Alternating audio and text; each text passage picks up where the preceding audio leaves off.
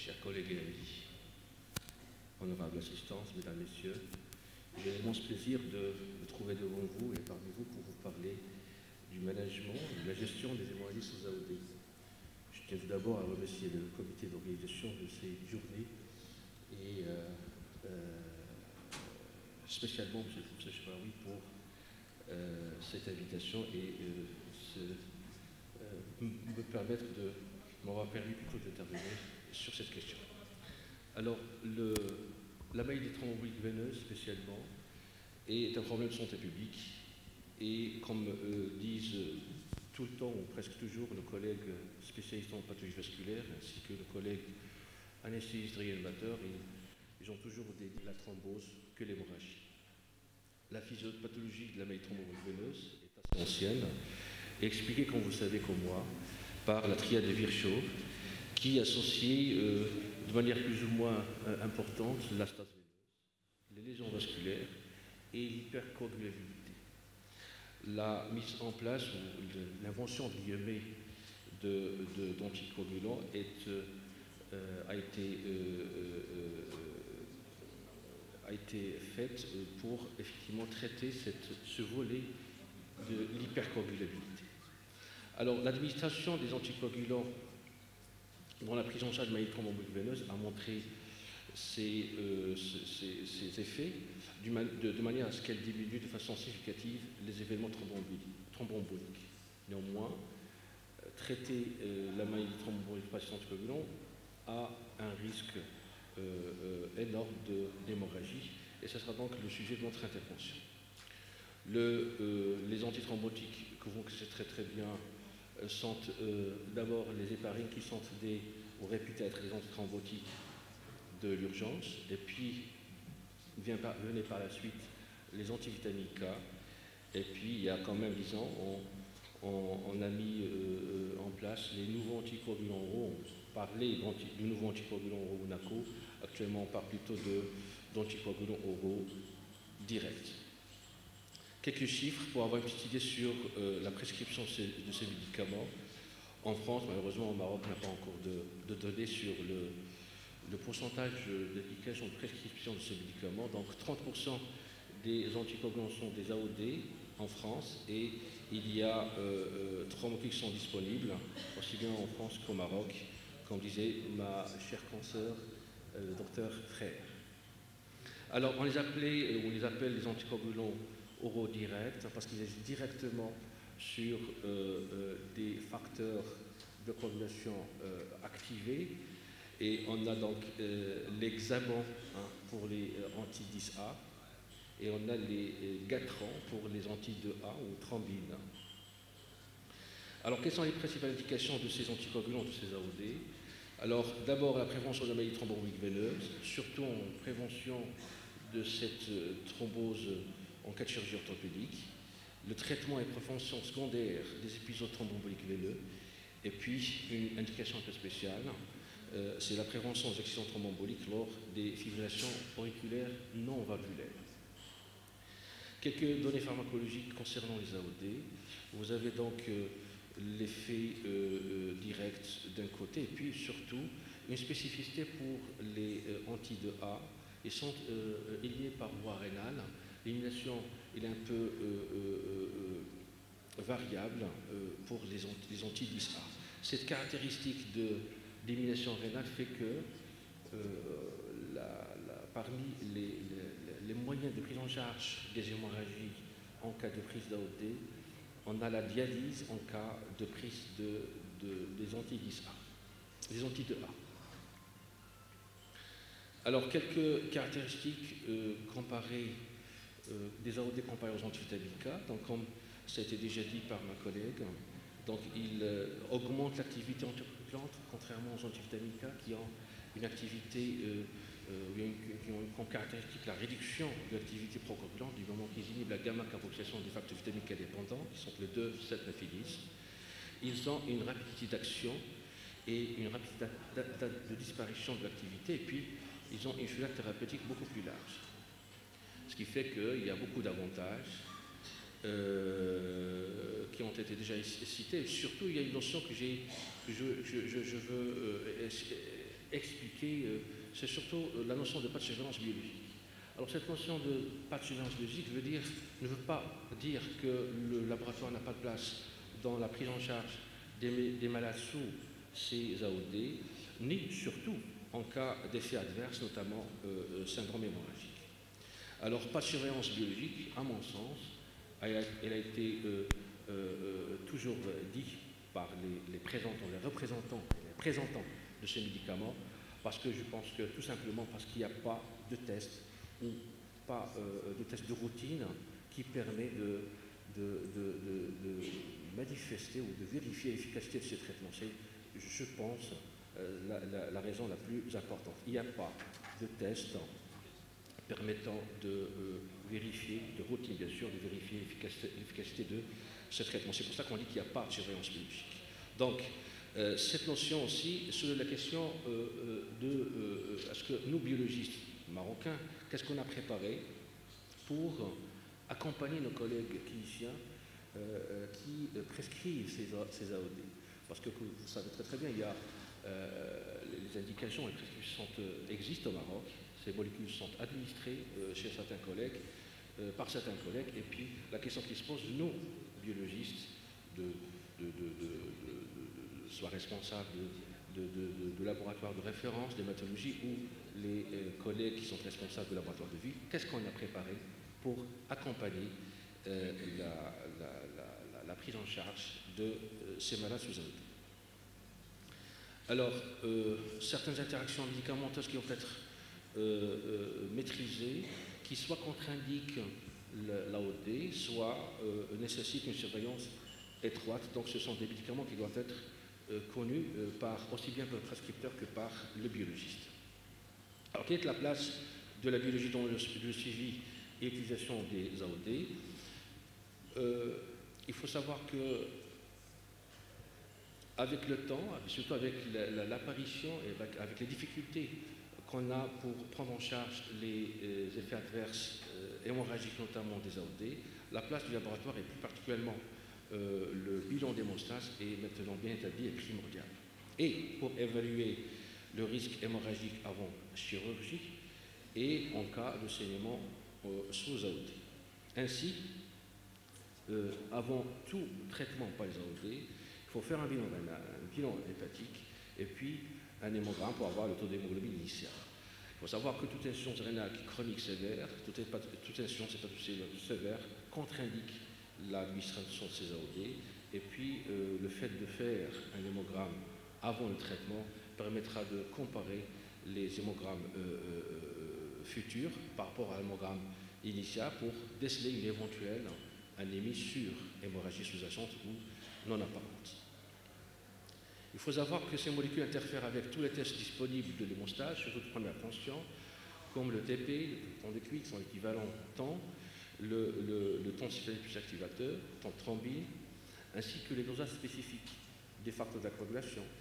Et de manière à ce que, juste pour vous donner un petit exemple, on peut avoir un TP à 40% et on peut avoir un taux de facteur 2, de facteur 7, de facteur 10.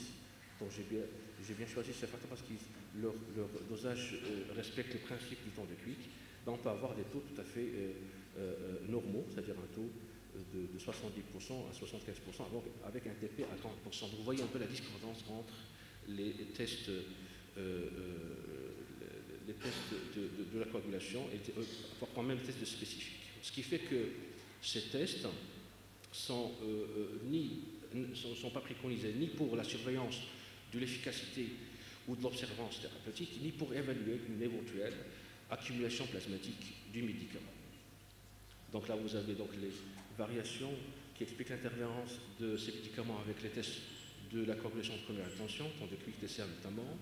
Et là, vous avez donc un tableau qui illustre les différents tests, soit de première intention ou tests spécifiques, notamment au dosage du facteur de la coagulation, ou même le bilan de thrombophilie, comme c'est le cas de la recherche sur la résistance à la protéine C activée, le dosage des inhibiteurs physiologiques de la coagulation, à savoir antithrombine, protéine C, protéine S, et le bilan de la thrombophilie en rapport avec les antiphospholipides. De toutes les manières, si on est amené à faire un bilan de thrombophilie, il faut le faire à distance de la prise de ces médicaments. Alors, cependant, il y a des situations particulières où on est amené à faire des dosages, ça existe actuellement, des dosages spécifiques de ces AOD. Ce sont des dosages indirects par des tests que je vais citer tout à l'heure. Alors, il s'agit de tests facilement réalisables, ils existent, et malheureusement, ils ne sont disponibles que dans certains centres, évidemment, de certains centres, là où il y a des services qui traitent ou qui prennent en charge les malades qui ont une pathologie thromboembolique veineuse sous AOD. C'est pour ça que, encore une fois, qu'est-ce qu'on a, nous, préparé au Maroc, nous, biologistes au Maroc, qu'est-ce qu'on a préparé pour accompagner ces malades qui prennent des AOD? Mais évidemment, ces dosages doivent être effectués dans un laboratoire qui doit être informé de la molécule prescrite et évidemment, ça guiderait le choix de la technique utilisée. Tout à l'heure, j'ai parlé de l'interférence des AOD avec les tests de l'hémostase. Cette interférence dépend et de la molécule, de la dose, et dépend aussi du réactif et de la technique utilisée. Alors, pour les AOD de type anti-10A, on peut donc doser ces médicaments par la mesure d'activité anti-10A spécifique, est exprimée en nanogrammes par millilitre, et cette mesure respecte le principe du dosage de l'aide par inémie par activité anti-10A. Pour les anti-2A, le test utilisé est un dosage d'activité anti-2A spécifique, exprimé là aussi en nanogrammes par millilitre. Alors on a deux techniques, si vous voulez. Donc technique où test à l'écarine, on mesure d'un temps d'écarine. Et puis nous avons la mesure d'activité anti-2A spécifique, soit par des techniques chronométriques ou par des techniques chromogéniques. On parle alors de temps de thrombine modifié. Alors l'interprétation des résultats de ces mesures doit prendre en considération la dose, la nature du traitement, la nature de la molécule plutôt, l'heure du prélèvement par rapport à l'heure d'administration. Il faut savoir qu'il y a une grande variabilité interindividuelle qui rend parfois l'interprétation délicate. Alors quand est-ce qu'il faut-il faire ces surveillances ou ces dosages? Ces dosages sont nécessaires en cas de syndrome hémorragique grave, sous AOD, en cas de période pré- et périopératoire d'une procédure chirurgicale ou d'un acte invasif, en cas de suivi d'un traitement de réversion, c'est-à-dire tout traitement, toute attitude médicale qui permet de remettre à l'état normal, si vous voulez, les facteurs désactivés, à savoir le facteur 10 et le facteur 2, c'est-à-dire le Stewart activé et la thrombine. Et puis surtout en cas de suspicion de surdosage. Alors, il faut savoir que beaucoup de sociétés savantes se sont intéressées à ces molécules, à leur administration et surtout à leur effet adverse hémorragique, à savoir la SFAR, Société française d'anesthésie-réanimation, et la Société internationale des hémostases et thromboses. Ainsi, on a conclu que dans la fibrillation auriculaire non valvulaire, les AOD entraînent autant d'hémorragie grave que les AVK. Dans la maladie thromboembolique veineuse, les AOD entraînent autant ou moins de complications hémorragiques graves que les AVK, et que la gravité et les conséquences de ces hémorragies sont en fonction du site et bien évidemment en fonction de la molécule considérée. Alors, pour avoir une idée sur les chiffres de ces accidents hémorragiques graves, donc 3,6% des malades traités par les AOD pour la fibrillation, traités pour la prévention de la maladie thrombo-veineuse ayant une fibrillation auriculaire non valvulaire développent une hémorragie, et 1,6% en cas de traitement pour un épisode thromboembolique ou avait un accident hémorragique grave. Alors, comment évaluer le risque hémorragique? Donc, pour évaluer le risque hémorragique, on a besoin de l'âge, du poids, de la nature du médicament, de la dose administrée, le nombre de prises par jour, l'heure de la dernière prise et l'indication. Ce sont des notions qui doivent être connues par le clinicien, ça c'est évident, et c'est surtout par le biologiste qui a la lourde tâche de faire l'usage de ces AOD. Alors, on distingue deux types d'hémorragie. Il y a les hémorragies non graves, elles sont les plus fréquentes, heureusement, et sont définies par des hémorragies de faible abondance ou alors des localisations non critiques, facilement contrôlables par des gestes d'hémostase mécanique. Et puis, c'est l'occasion pour le clinicien pour réévaluer les modalités de traitement. Les hémorragies graves sont définies par au moins un des critères suivants. Hémorragie extériorisée non contrôlable par les moyens usuels, des hémorragies qui entraînent une instabilité hémodynamique, la nécessité d'un geste hémostatique urgent, la nécessité de transfusion d'oculoglobulaire, la localisation menaçant le pronostic vital ou fonctionnel, cérébral notamment, et les hémorragies digestives aiguës et hématose. Alors, qu'est-ce qu'on a comme moyen pour lutter ou pour traiter ou pour prendre en charge ces hémorragies?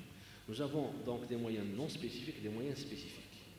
Les moyens non spécifiques, nous avons le charbon actif. Alors, le charbon actif, qu'est-ce qu'il va faire? Il va complexer les AOD au niveau digestif, mais il faut qu'il soit administré avant 6 heures, suivant la prise de médicaments. Nous avons la dialyse, c'est comme je précisé tout à l'heure. La dialyse permet d'éliminer le maximum de facteurs d'AOD anti-2A. Et nous avons aussi les agents hémostatiques. Les agents hémostatiques sont des concentrés de complexes prothrombiniques, soit non activés, soit activés. Il y a, là aussi, c'est un problème au Maroc. Donc la disponibilité de ces médicaments n'est pas toujours possible. On a eu une petite expérience chez un malade qui prend toujours les AOD, et on a fait le tour des sociétés qui commercialisent ces produits, et à chaque fois il faut réserver, il faut attendre, c'est-à-dire que c'est des produits qui ne sont pas toujours disponibles. Donc les agents hémostatiques, nous avons donc les CCP activés ou non, et il faut savoir que le facteur 7 activé n'a plus de place dans les algorithmes de la prise en charge des hémorragies sous AOD, vu leur forte thrombogénicité.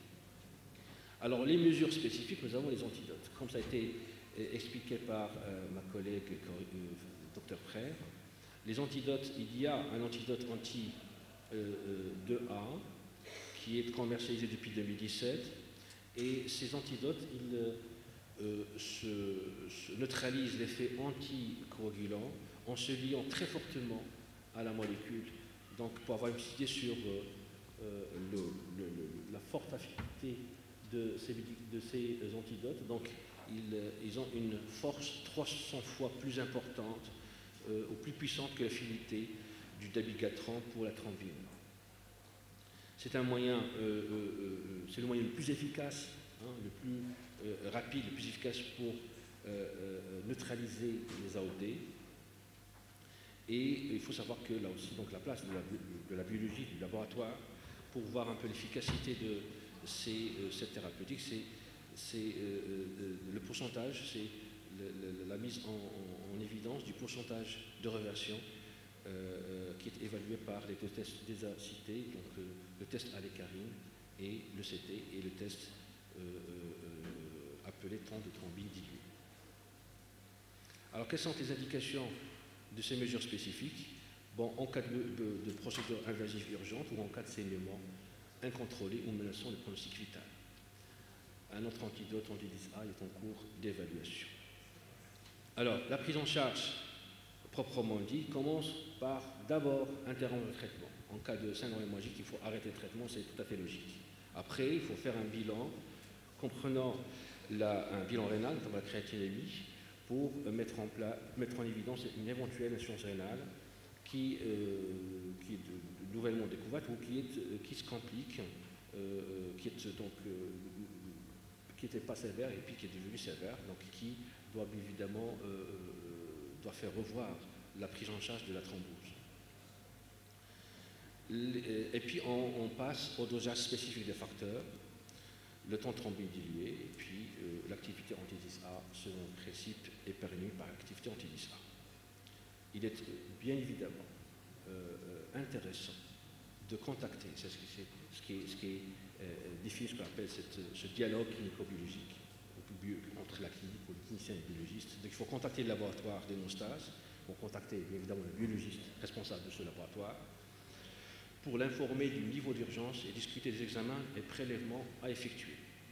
Pour les hémorragies non graves, il faut une surveillance clinique, doser les médicaments et puis faire un bilan d'hémostase. Alors, le bilan d'hémostase, il doit comprendre les tests de routine qu'on a l'habitude de faire, tant de quick, tant de simple activateur, tant de thrombine, juste pour avoir une petite idée sur l'hypocoagulabilité globale. C'est vrai que ce n'est pas spécifique, mais ça permet d'avoir une idée sur l'hypocoagulabilité générale et globale. Pour les hémorragies graves, on peut avoir un traitement symptomatique, comme la compression mécanique et l'application locale d'agents hémostatiques, ou alors on peut avoir recours à des agents plus spécifiques.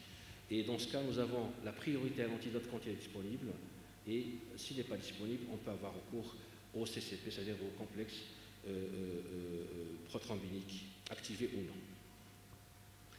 Et quelle est la place de la transfusion dans la prise en charge des hémorragies sous AOD? Il faut savoir que le plasma frais congelé n'est pas efficace ni à reverser les AOD, ni à réduire le surrisque hémorragique. Donc ils n'ont pas d'indication, sauf au cas où le TP est inférieur à 40%, et où l'on suspecte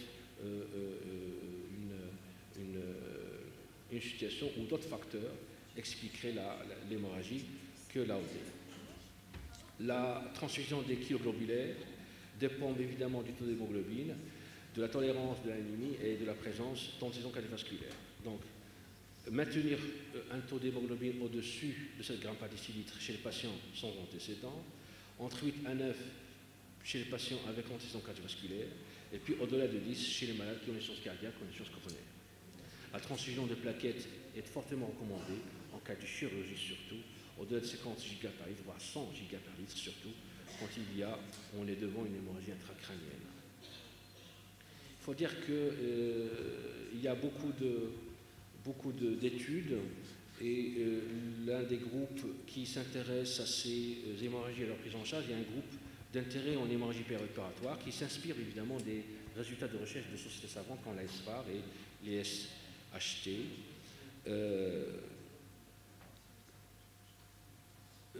Et cette prise en charge, ce groupe a défini deux situations. Il y a un plan A et un plan B. Un plan A où l'on a à côté un laboratoire qui nous permet d'avoir les résultats d'un dosage de ces AOD. Et le plan B, votre situation, quand on n'a pas de laboratoire qui effectuera ces tests. Alors, évidemment, c'est Contatnir intéresse donc les situations où il y a une hémorragie sous AOD, ou en cas de chirurgie programmée, ou en cas bien évidemment en cas de chirurgie urgente sous AOD. Donc soit une chirurgie programmée, ou une chirurgie urgente sous AOD, ou en cas de saignement grave sous AOD. Donc là, quand vous avez un laboratoire à proximité, il y a une attitude particulière. Donc vous pouvez opérer si vous avez un taux inférieur à 30 nanogrammes par millilitre. Et puis vous avez d'autres possibilités que je ne vais pas détailler. Tout dépendra bien évidemment du taux de ces AOD, jusqu'à avoir la possibilité d'utiliser des antidotes s'ils sont disponibles. L'autre plan B, là vous pouvez remarquer les tests qui ont été plus ou moins écartés, qui servaient plus ou moins, entre guillemets, qui ne servaient pas à voir ou à vérifier l'efficacité de ces traitements, à savoir le temps de quick et le temps de plus activateur. Ils peuvent être nécessaires, ils peuvent servir pour prendre en charge les hémorragies ou les malades candidats à la chirurgie face aux AOD. Et donc là, comme vous pouvez le remarquer, il y a des valeurs qui permettront soit d'opérer donc un TCA inférieur au ratio, inférieur à 1,2, ou un temps de quick inférieur là aussi au ratio 1,2, c'est-à-dire temps de quick malade sur temps de quick témoin. Donc vous pouvez opérer, ou alors vous pouvez ne pas opérer, ou alors vous pouvez avoir recours à un antidote ou carrément au facteur hémostatique pour pouvoir opérer. Donc il y a quand même un plan A et un plan B, et on espère toujours chez nous, au Maroc, avoir un laboratoire ou des laboratoires qui, étant à proximité des structures hospitalières qui prend en charge ces malades, ils pourront faire ce test. Alors la reprise du médicament ou du traitement doit être obligatoirement effectuée dans un milieu hospitalier sous surveillance clinique et biologique. Et comme disait Jean Bernard, le meilleur des traitements, c'est la prévention. La prévention va être bien expliquée par ma collègue Ilham. Donc suppose évidemment le contrôle de la fonction rénale tous les 6 mois, et puis surtout sensibiliser les prescripteurs aux populations potentiellement au risque de saignement, au risque potentiel de saignement, et fournir les recommandations sur la prise en charge de ce risque ou du risque de surdosage, de l'importance de l'évaluation régulière des fonctions hépatiques et rénales. Donc vous voyez encore le rôle du laboratoire est incontournable, et puis à l'utilisation des tests de coagulation et leur interprétation.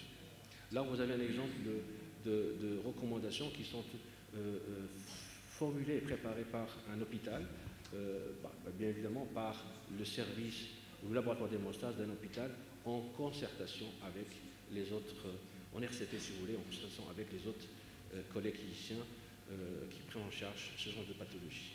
Donc en conclusion, chers collègues, chers amis, la survenue d'une hémorragie grave chez les patients sous AOD est une situation dont la fréquence va logiquement augmenter avec l'évolution de leur usage. Malgré les moyens, la prise en charge s'appuie sur des consensus d'experts qui sont toujours d'actualité. Elle se base sur les mesures symptomatiques communes à toutes les hémorragies et dans les situations graves, sur l'utilisation de facteurs de coagulation, mais avec des produits et des posés particuliers. Il faut établir une procédure de service ou d'établissement, et l'établissement de procédures de service ou d'établissement est nécessaire pour une prise en charge adaptée. Cependant, alors la prise en charge, deuxième idée si vous voulez, ou deuxième idée dans cette conclusion, c'est que la prise en charge des hémorragies associées aux AOD a nettement évolué avec le développement des antidotes qui remplaceront sans doute les concentrés prothrombiniques activés ou non, et que les produits sont inhalabiles, notamment le plasma frais-congelé, ne permettent pas de reverser les AOD et leur indication reste celle d'une hémorragie sévère. Donc, merci pour votre attention et j'attends